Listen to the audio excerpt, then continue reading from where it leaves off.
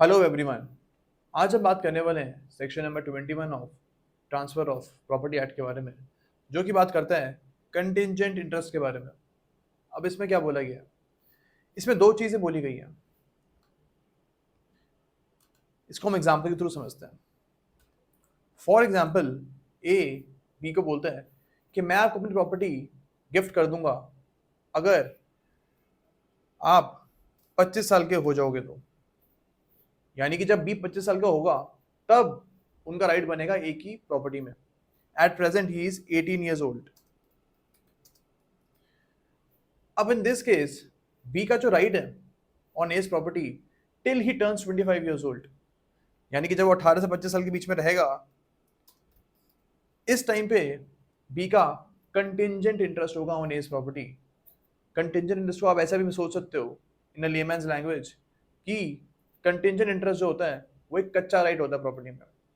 Okay, अब जब B 25 years के हो जाएंगे, इन दैट केस इनका जो राइट है एक ही प्रॉपर्टी में वो पक्का हो जाएगा और उसको हम बोलते हैं वेस्टेड इंटरेस्ट।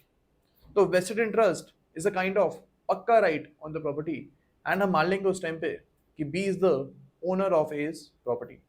लेकिन जब तक वो नहीं होते 25 साल के, तब तक हम बी को ए की प्रॉपर्टी का ओनर नहीं मानेंगे और उनका सिर्फ और सिर्फ कंटिंजेंट इंटरेस्ट होगा उस प्रॉपर्टी में। ओके, अब ये तो एक एग्जांपल लिया हमने। सेक्शन 21 में एक और बात बोली गई है कि अगर एक अनसर्टेन इवेंट नहीं होता है, in that case as well आप मान सकते हो कि कंटिजेंट इंटरेस्ट पैदा हो चुका है। फॉर एग्जाम्पल, ए बी को बोलते हैं कि मैं आपको अपनी प्रॉपर्टी तभी दूंगा जब 15 जून या फिर 15 जुलाई को बारिश नहीं होगी। अगर 15 जुलाई को बारिश नहीं होगी, in that case only I will give you my property.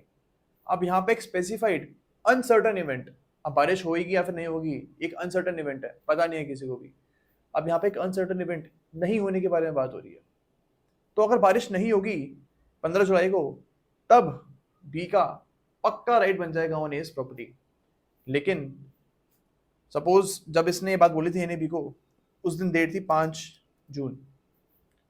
तो 5 जून से लेके 15 जुलाई तक का जो टाइम है, इस टाइम पे जो बी का राइट है on as property, it will be called contingent interest, कच्चा राइट है।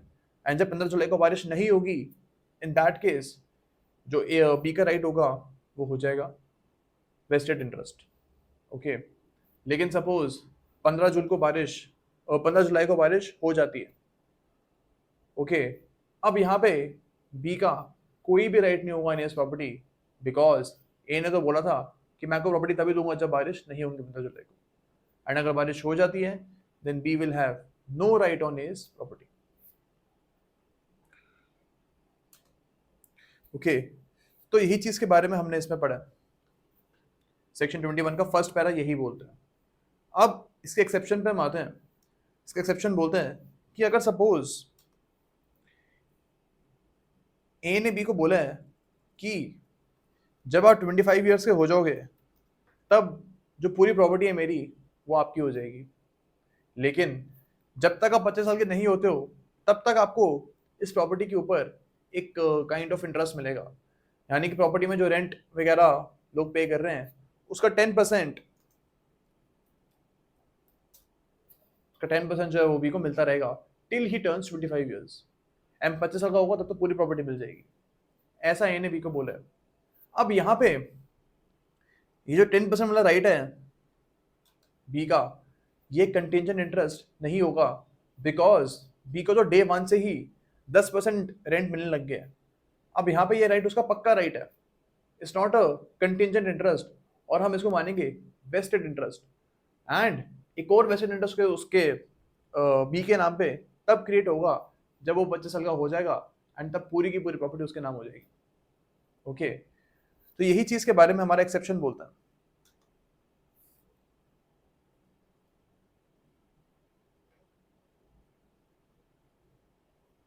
ओके, हमको प्रीलिम्स में सिर्फ यही चीज समझनी है कि सो सेक्शन नंबर 21 का एसेंस हमें पता होना चाहिए, कॉन्सेप्ट हमें पता होना चाहिए। अगर एक कॉन्सेप्ट के जो एग्जांपल्स हमें डिस्कस कर रहे हैं वो हमको याद रह जाते हैं, तो प्रीलिम्स में हम गलती कर ही नहीं सकते। ओके, तो आपको जो मैंने बताया है बस वो चीज़ याद रखनी है एंड आप इसके ऊपर कोई क्वेश्चन गलत नहीं करके आओगे। ओके, जो उसमें कीवर्ड हमको याद रखना है वो है स्पेसिफाइड अनसर्टेन इवेंट। यही चीज़ हमको इसमें याद रखनी है। अगर इवेंट सर्टेन है, होना ही होना है, तब कंटिंजेंट इंटरेस्ट नहीं पैदा होगा। सपोज ए बी को बोलता है कि मैं आपको अपनी प्रॉपर्टी तभी दूंगा जब कल सूरज नहीं उगेगा। अब यहाँ पे तो सर्टन इवेंट है, ये सूरज हर रोज उगता ही उगता है, तो यहाँ पे जो पहला आपकी कंडीशन है वही गलत है, तो यहाँ पे कोई कंटिंजेंट इंटरेस्ट पैदा नहीं होगा because this event is not uncertain. Okay, तो बस इसी चीज के ऊपर आपको ध्यान रखना है एंड बाकी तो पूरा कॉन्सेप्ट हम समझ चुके हैं इसका। अब हम आते हैं इसके सेक्शन नंबर 22 के ऊपर। अब सपोज इसमें क्या बोला गया है, इसमें क्लास के बारे में बात करी गई है। सपोज ए ने बी सी एंड डी को ये बोला है कि मैं आपको प्रॉपर्टी तब दूंगा अपनी जब आप तीनों 25 साल के हो जाओगे।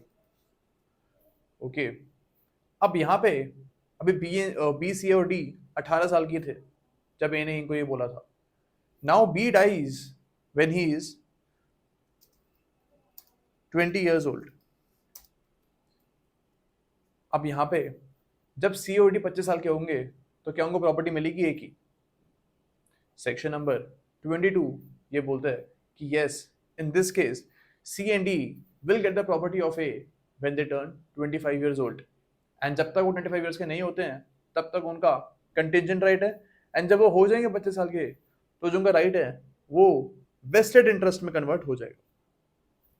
ओके, अब हम आते हैं सेक्शन नंबर 23 के ऊपर। इसको भी हम एग्जांपल से समझते हैं। सपोज ए बी को बोलते हैं कि मैं आपको अपनी प्रॉपर्टी तब दूंगा जब आप ग्रेजुएट हो जाओगे। ऐसी कंडीशन दी है बी को। अब हमको इसके बारे में श्योर नहीं है कि बी किस डेट को ग्रेजुएट होंगे, कोई इसके बारे में सर्टेनिटी नहीं है। ओके, और ना ही कोई टाइम फिक्स्ड है इस चीज का। ओके, अब सेक्शन 23 बोलता है कि इन द मीनवाइल अगर ए की डेथ हो जाती है एंड तब तक बी ग्रेजुएट नहीं करते हैं, इन दैट केस बी को ए की प्रॉपर्टी नहीं मिलेगी। ओके, अगर बी ए के लाइफ टाइम के अंदर अंदर ही ग्रेजुएट हो जाते हैं तभी उनको ए की प्रॉपर्टी मिलेगी, अदरवाइज बी को प्रॉपर्टी नहीं मिलेगी। यही सेक्शन नंबर 23 बोलता है। सेक्शन 23 का हम एक और एग्जांपल लेते हैं। फॉर एग्जांपल एक फादर है,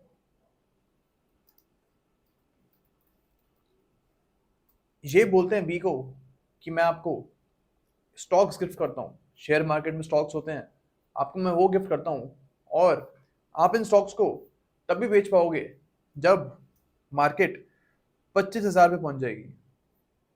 अब मार्केट 25,000 में कभी पहुंचती ही नहीं है। इन दिस केस बी का राइट कभी भी पक्का नहीं होगा एंड बी वो स्टॉक्स कभी भी नहीं बेच सकता। ओके, तो इसी चीज के बारे में सेक्शन नंबर 23 बात करता है कि अगर स्पेसिफाइड अनसर्टेन इवेंट होता ही नहीं है, इन दैट केस जो राइट है प्रॉपर्टी का, जो जैसे हमारे एग्जांपल में बी है, इनका राइट कभी पक्का नहीं होगा और इनको कभी वो प्रॉपर्टी मिलेगी नहीं। ओके, तो इसी चीज के बारे में सेक्शन 23 बोलता है। अब हम आते हैं सेक्शन नंबर 24 के ऊपर। सेक्शन 24 को भी हम एग्जांपल से समझते हैं। सपोज ए ने बी को बोला है कि मैं आपको अपनी प्रॉपर्टी जो है आपकी लाइफ के लिए देता हूँ, यानी जब तक आप जिंदा हो तब तक आप मेरी प्रॉपर्टी पे रह सकते हो।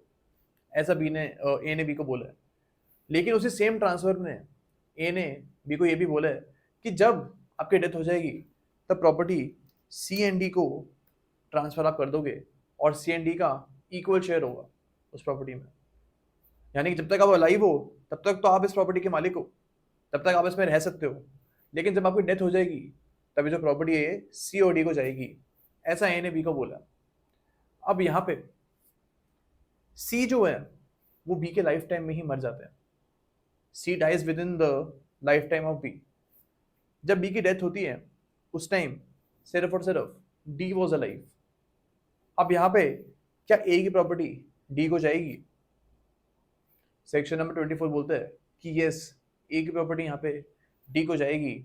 Okay, because D is the surviving member and अगर एक मेंबर की डेथ हो भी जाती है, जैसे सी की डेथ हो भी गई है, तो उससे डी के राइट को कोई इफेक्ट नहीं होगा, उसको प्रॉपर्टी मिलेगी। ओके, एंड यहाँ पे एक और चीज भी आपको मैं बता देता हूँ कि यहाँ पे डी को पूरी प्रॉपर्टी मिल जाएगी ए की। पहले अगर सी अलाइव होते तो उनको आधी आधी प्रॉपर्टी मिलती, but now see is dead, तो डी को पूरी प्रॉपर्टी मिल जाएगी ए की। जो इसका इलस्ट्रेशन है सेक्शन नंबर 24 का, वही हमने डिस्कस किया है and it sufficiently explains the essence of section number 24। अब हम आते हैं सेक्शन नंबर 25 के ऊपर। ये बात करता है कंडीशनल ट्रांसफर की। ओके, अब इसमें ये बोला गया कि पहले आपको मैं कंडीशनल ट्रांसफर का एक एग्जांपल दे देता हूँ। सपोज ए बी को बोलते हैं कि मैं आपको अपनी प्रॉपर्टी तभी दूंगा जब आप मेरी बेटी सी से शादी करोगे। अब यहाँ पे बी के पास ये प्रॉपर्टी तब तक ट्रांसफर नहीं होगी जब तक वो सी से शादी नहीं कर लेते हैं। ओके, अगर वो सी से शादी कर लेंगे देन बी के नाम पे ए की प्रॉपर्टी हो जाएगी। तो यहाँ पे this is an example of conditional transfer. यहाँ पे कंडीशन फुलफिल होगी तभी ट्रांसफर ऑफ प्रॉपर्टी हो रही है। ओके, तो ये चीज़ तो हमको समझ में आ गई है। अब सेक्शन 25 में ये बोला गया है कि अगर ये कंडीशन वॉइड है या फिर किसी लॉ को ये वायलेट करती है या फिर इमोरल है या फिर पब्लिक पॉलिसी के खिलाफ है, तो फिर पूरे का पूरा ट्रांसफर वॉइड माना जाएगा।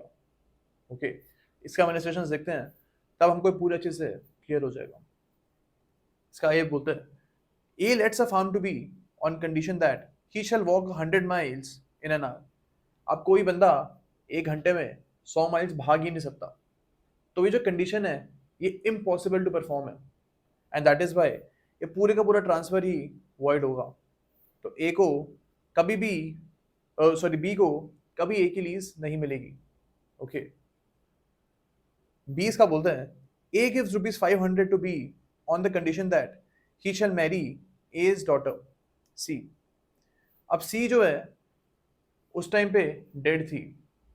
नाउ जो बी की कंडीशन थी, it is impossible to perform because C तो मरी ही हुई है। इन दिस केस ए की जो प्रॉपर्टी है कभी भी बी को नहीं मिल सकती है and this transfer is void. इसमें आप देख सकते हो उसमें लिखा हुआ है एन इंटरेस्ट, इसको मेन सेक्शन आपको पढ़ा रहा हूं मैं। An interest created on transfer of property and depended upon a condition fails if the fulfilment of the condition is impossible. तो जो हमने इलस्ट्रेशन ए और बी पढ़ी हैं ये इसी के बारे में बोलते हैं कि कंडीशन अगर इम्पॉसिबल टू परफॉर्म है तो ट्रांसफर वॉइड हो जाएगा। और इज फॉरबिडन बाय लॉ और is of such nature that if permitted it would defeat the provision of law. ये जो फ्रेज है फॉरबिडन ऑफ लॉ वाला, इसको हम इलस्ट्रेशन डी में देखेंगे। ओके, और is fraudulent or involves or implies injury to the person or property of another। इसका जो इलस्ट्रेशन है हम सी में देखते हैं इस फ्रेज का। A transferred ₹500 to B on condition that he shall murder C। अब यहाँ पे B को जो प्रॉपर्टी है वो तभी मिलेगी जब वो C को मार देगा, जब वो C का मर्डर कर देगा। अब ये जो कंडीशन है ये एक पर्सन को इंजरी देने के लिए है, यानी कि अगर वो सी को इंजरी देगा तभी उसको प्रॉपर्टी मिलेगी and that is why this whole transfer is void. Okay, अब बी सी को मारता है चाहे नहीं मारता है उससे कोई फर्क नहीं पड़ता है, ए की प्रॉपर्टी उसको कभी भी नहीं मिलेगी because this condition itself is void. Okay, अब हम देखते हैं इसका D illustration. A transfer ₹500 to his niece C if she will desert her husband, this transfer is void. अब ये पब्लिक पॉलिसी के खिलाफ भी है कंडीशन, जो कंडीशन है पब्लिक पॉलिसी के खिलाफ भी है, ये इमोरल भी है और ये अगेंस्ट द लॉ भी है। लॉ कभी भी फेवर नहीं करता कि आप अपने हस्बैंड को डिजर्ट कर दो। ओके, ये इमोरल भी है, अपने पति को किसी को भी छोड़ना नहीं चाहिए। And that is why this condition itself is void. तो ये पूरे का पूरा ट्रांसफर है वो वॉइड माना जाएगा। एंड इवन इफ सी जो है वो अपने पति को छोड़ देती है, ओके, इवन इफ सी अपने पति को छोड़ देती है, स्टिल उसको ए की प्रॉपर्टी नहीं मिल सकती है, because condition itself is void. तो ट्रांसफर भी वॉइड माना जाएगा। अब हम आते हैं इसके सेक्शन नंबर 26 के ऊपर, इसको हम रीड करते हैं। Where terms of a transfer of property imposes a condition to be fulfilled before a person can take interest in the property, the condition shall be deemed to have been fulfilled if it has been substantially complied with. इसमें जो keyword है वो है substantially complied with, यानी कि आपने किसी condition को मोटा मोटी निभा दी है, 90% आपने कंडीशन को फुलफिल कर दिया है, तो हम ये मान लेंगे कि पूरी कंडीशन आपने फुलफिल कर दी है। इसका हम इलस्ट्रेशन देखते हैं। ए देखते हैं हम इसका। A transfer ₹500 to B on condition that he shall marry with the consent of C, D and D. अब ए जो है वो बी को बोलता है कि मैं आपको मेरी प्रॉपर्टी दे दूंगा अगर आप सी, डी एंड ई की मर्जी से शादी करोगे, तो आपको मैं अपनी प्रॉपर्टी दे दूंगा। ओके, जो ई है उनकी डेथ हो जाती है, ई की डेथ हो जाती है यहाँ पे। अब जब ई की डेथ हो जाती है तो क्या ये पॉसिबल है बी के लिए कि वो ई का कंसेंट ले ही नहीं सकता वो, क्योंकि ई की तो डेथ हो चुकी है। अब यहाँ पे बी अगर सी एंड डी का कंसेंट लेके शादी कर लेते हैं, इन दैट केस हम ये मान लेंगे कि जो कंडीशन है वो सब्सटैंशियली पूरी हो चुकी है, एंड ए की जो प्रॉपर्टी है यानी 5,000 रुपये वो बी को मिल जाएंगे। ओके, बिकॉज उसने मोटा मोटी कंडीशन को पूरा कर दिया है, एंड जो उसके हाथ में नहीं था वो ऑब्वियसली वो पूरा नहीं कर सकता अब। Okay, so even if he takes C and D's permission it is sufficient और उसको प्रॉपर्टी मिल जाएगी एक ही। इसका हम बी देखते हैं। A transfers ₹5,000 to B on condition that he shall marry with the consent of C, D and E. B marries without the consent of C, D and E, but obtain their consent after the marriage. B has not fulfilled this condition. अब यहाँ पे वो शादी करने के बाद C, D और E का कंसेंट लेता है। In this case, प्रॉपर्टी उसको ट्रांसफर नहीं होगी बिकॉज उसने कंडीशन 1% भी नहीं निभाई है। अगर आप 90% कंडीशन निभा दो तो हम मान सकते हैं कि ठीक है हम आपको एक एडवांटेज देते हैं, हमें मान लेंगे आपकी कंडीशन हमने पूरी तरह से कंप्लीट कर ली है। लेकिन आपने 1% भी कंडीशन को नहीं निभाया है, जैसे इस इलस्ट्रेशन बी में हो रहा है, इन दैट केस आपको प्रॉपर्टी बिल्कुल भी नहीं मिलेगी। ओके, तो यही चीज़ सेक्शन 26 हमें बोलता है।